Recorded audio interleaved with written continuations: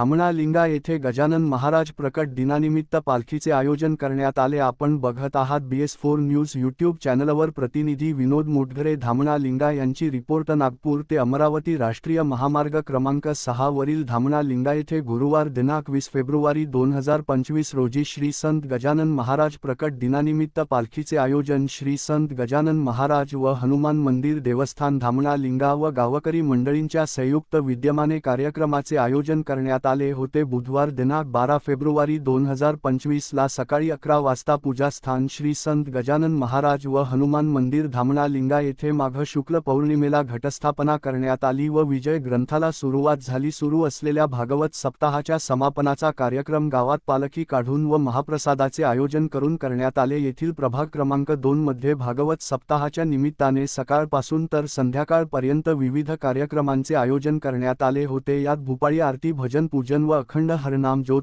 ठेवत हरिनामाचा गजर करत सप्ताहभर प्रवचन करण्यात आले।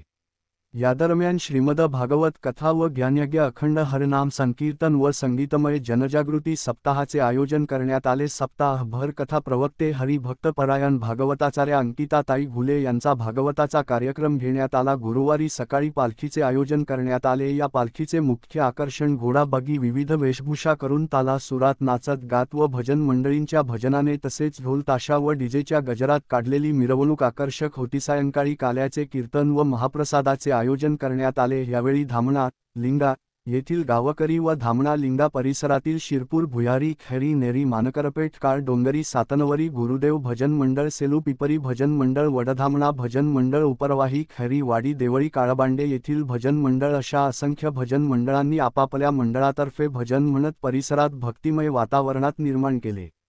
या सर्वांनी महाप्रसादाचा लाभ घेतला। आपण बघत रहा अशाच प्रकारच्या बातम्या, घटना, घडामोडी आपल्या लोकप्रिय BS4 न्यूज यूट्यूब चॅनलवर। चॅनलला लाईक, सबस्क्राईब, शेअर करा आणि बेल आयकॉन दाबून चॅनलचे भागीदार होत चॅनलला आर्थिक सहकार्य